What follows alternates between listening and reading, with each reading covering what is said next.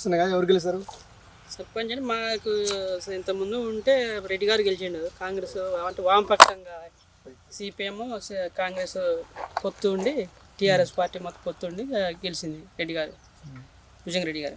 ఇప్పుడు అంటే ఇది అయింది కదా, మున్సిపాలిటీ అయింది. ఇప్పుడు మరి మళ్ళీ వామపక్షాలు సిపిఎం సిపిఐ అని పొత్తులు ఉంటాయా? మరి పొత్తులు ఉంటే గెలవచ్చు. అంటే ఈ 2 ఏళ్ళు గడిచిన కాంగ్రెస్ ప్రభుత్వం పరిపాలన ఎట్లా ఉంది?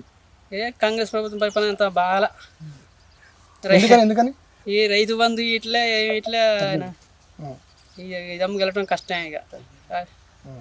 అంటే ఇప్పుడు ఇందిరమ్మ ఇల్లు ఇస్తారు కదా, అదేవిధంగా ఉచిత బస్సు ఇస్తారు కదా.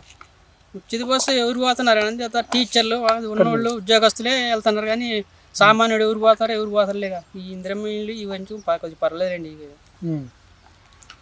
అంటే ఇప్పుడు గ్రామాల్లో మీకు రైతుల విషయం ఎలా ఉంది? రైతుల విషయంలో అయితే ఇంతకుముందు కేసీఆరే బెస్ట్ అనిపిస్తుంది ఎందుకంటే రైతు బంధు ఇప్పుడు ఒకసారి వేసిండు. ఇప్పుడు 2 సంవత్సరాల సంది గెలిచి ఒకసారి వేసిండు. మరి ఇప్పుడు యాసంగి చేసేది తెలియదు, ఏం తెలియదు. గిట్టుబాటు ధర వస్తుందా? లేదు, గిట్టుబాటు ధర 8,000 అంటారు, కానీ అది అక్కడ మిల్లుల దగ్గర పోతే రైతు వేసకపోతే అక్కడ వాళ్ళని 33 పెట్టి మళ్ళీ ఎండ పెట్టండి అని చెప్తారు. అక్కడ పోయినాక ఇక ఎవడు ఎండ పెడుతున్నా అంతకోకెందుకు ఆడిచ్చేస్తారు. ఇక్కడికి వచ్చిన దళారులు ఇష్టం వచ్చినట్టు ఇక్కడ అడుగుతారు. మార్కెట్కి పోతున్నా వాళ్ళు ఇష్టం వచ్చినట్టు వాళ్ళు ఖరీదు చేస్తారు. ఇక అసలు ఏం తగలవుతుంది. పత్తి వేసిన మొక్కజొన్న గింజలు పోయినసారి 1,800 1,700, ఇప్పుడు 2,000 చిల్లర అవుతుంది మనం పోయేసరికి. ఇక అన్ని పెట్టుబడులు ఎక్కువ అవుతున్నాయి, రాబడి తక్కువ అవుతుంది. మీకు ఎన్ని ఎకరాలు ఉంది? నాకు 5 ఎకరాలు ఉంది. మీరు ఏం పండిస్తారు? పత్తి, మొక్కజొన్న, అంత తోట, మిరప తోట వేస్తాం. అంటే ఇప్పుడు కాంగ్రెస్ ప్రభుత్వం వచ్చినాక రైతులు ఆదుకుంటాను. ఇప్పుడు ఆదుకునేది అని చెప్పి ఇంతవరకు అయితే ప్రస్తుతం చేసింది ఏం లేదు. ఒకళ్ళు ముందు ఒకళ్ళు ఏమన్నా చేసేది చెప్పలేము. ఇక ఇప్పుడు ఏమన్నా ఒక ఇల్లు ఒకటే ఇస్తాడు. బీఆర్ఎస్ ప్రభుత్వం ఎట్లా మరి? అంతకుముందు మంచిగా బీఆర్ఎస్ 10 ఏళ్ళ పరిపాలన అయితే నాకు మంచిగా అనిపించింది. ఇప్పుడు మీ ప్రభుత్వం ఏం చెప్తారు? ప్రభుత్వం ఏం చెప్తే మంచిగా ఇంకా చేస్తే మంచిగా ఉంటుంది. ఇంకా చేయాలి, ఇంప్లిమెంట్ చేయాలి. అన్ని అందరికీ నిరుద్యోగులకి, రైతులకి అందరికీ మంచిగా పనులు చేస్తే మంచిగా ఉంటుంది. అండి మీరేం చేస్తుంటారు? వ్యవసాయం పని. ఎన్ని ఎకరాలు ఉంది? 4 ఎకరాలు ఉంది. ఇప్పుడు సర్పంచ్ ఎన్నికలు వస్తున్నాయి కదా, ఎవరు గెలుస్తుంటారు? ఇప్పుడు వామపక్షంగా అయితే ఇప్పుడు సిపిఎం సిపిఐ మేము వామపక్షం టీఆర్ఎస్ కూడా మాకు పొత్తు అనుకూలం ఉన్నాం ఇక్కడ. ఇటు తిరిగి సిపిఐ నోటు ఇవ్వాలని మాకు ఇప్పుడు మరి మళ్ళీ నెక్స్ట్ మరి కార్పొరేషన్ అయింది కాబట్టి మరి నాకు పొత్తులు కుదిరితే కుదరని సర్పంచ్ అయితే ఓడించినాం. ఇప్పుడు 2 సంవత్సరాలు కాంగ్రెస్ ప్రభుత్వ పరిపాలన ఎట్లుంది? ఏముంది, ఏమి లేదని బోరబాడినట్టే ఉంది, ఏమని పెట్టలే. ఇప్పుడు ఏమి ఉద్యోగస్తులకు తప్ప సామాన్య బస్సు ఏడుకు పనికొస్తున్నాం మా దగ్గరికి. మీ ఎన్నడో పోయినాడు పోతాం, వచ్చినాడు వస్తాం.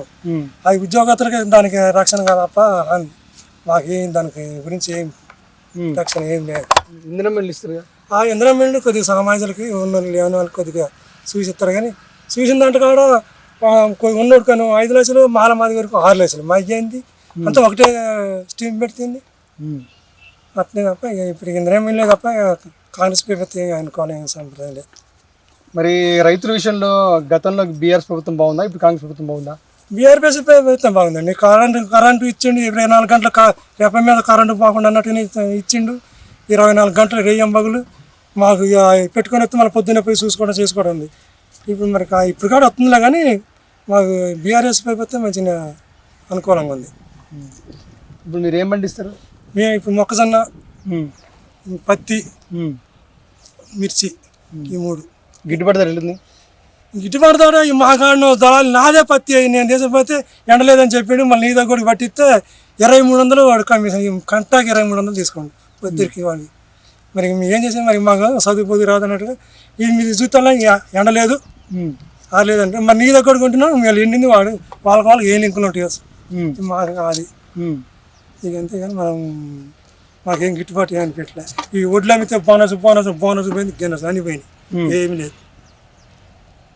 అంటే ఇప్పుడు ప్రభుత్వం రైతులను ఆదుకోవడం చెప్తుంది రేవంత్ రెడ్డి ప్రభుత్వం. ఏమంతకుండా రేవంత్ రెడ్డి పొంగులేసి ఆయన వచ్చి ఆడ మట్టేసినట్టుగా 2 సంవత్సరాలు కావస్తుంది. ఆడ ఏముంది, ఆయన ఎలాగ పెట్టలే. ఇంకేమి ఇప్పుడు రాబోయే సర్పంచ్ ఎన్నికల్లో ఎవరికి ఓటేస్తారు? మాకు పార్టీకి ఉంటే పార్టీకి మేము కాంగ్రెస్ సిపిఎం ఇటుగా, కానీ టీఆర్ఎస్కు పొత్తులు ఉంటే మనకి ఇట్లా ఉంటుంది. ఇక పొత్తు లేకపోతే ఇక అభివృద్ధి చేసే వాళ్ళకి అభివృద్ధి చేసేవాడికే మరి వేసేది ఇక అంతే తప్ప ఇవి మరి ఈ ఈ పంచాయతీ కాబట్టి మాకు తెలుసు కాబట్టి చేసుకున్నా చేసిన మరి ఈ కార్పొరేషన్ ఆయన ఊరు ఆయన వస్తారో ఈ ఊరు మా ఊరు ఆయన నిలబడతారా ఇదేమో కుప్పల కోరాలంటారా డబ్బులు మరి ఎట్లా కోలుతాయి ఏం చేస్తాయో మరి అది నిలబడి ఎక్కి మంచిగా అయితే ఎవరికంటూ వాళ్ళకే. మీరు ఈ కాంగ్రెస్ ప్రభుత్వం ఏం చెప్తారు? ఈ కాంగ్రెస్ ప్రభుత్వం ఏమన్నా పెద్ద నాకేం నచ్చలేదు. ఇప్పుడు ఏదో సన్న బియ్యని ఆయన ఇంటి ఎత్తుండ మోడీ గారు పంపిస్తుండ్రు. ఇప్పుడు మరీ సమరబోతులు అవుతారు ఈ రాజకీయ నాయకులు వచ్చి పని కాడా చేయట్లే ఉచితం బియ్యం ఇవ్వటం నెలకు 2,000 అంటాం ఇయ్యే తప్ప నేను వాడికి చేసే పని ఏంది ఆ ఎక్కువ కొంత తింటాం. ఇప్పుడు 4,000 పెన్షన్ ఇస్తుంటుంది కాంగ్రెస్ ప్రభుత్వం. ఇక 4,000 పెంచేందుకు ఇంకా అసలు ఇంక వ్యవసాయాల కాడ మనం ఇటే ఎన్ని ఏమి చేసే పని ఈ రాజకీయ నాయకులు సమరబోతు చేస్తారు తప్ప ఏం లేదు. అంటే ఉచిత పథకాలు మంచిదిగా ఉంటారా? ఎందుకు చేస్తాండి ఎవరికి గిడితే ఎవరికి చేస్తాయి. ఇప్పుడు ఉన్న హాస్పిటల్ ₹1,00,000 స్కీమ్ అంటే అది ఉన్నవాడికి తప్ప మాకు తగ్గోడు అంటే వాడికి అడిగిపోయి వీడికి అడిగిపోయి ఈ తిరుగుడు మన ఎందుకు రాని నీతో ఒకటి కాలేజీలు పట్టుకోవడం తెచ్చుకోవడం బాగు చేసుకోరాటం.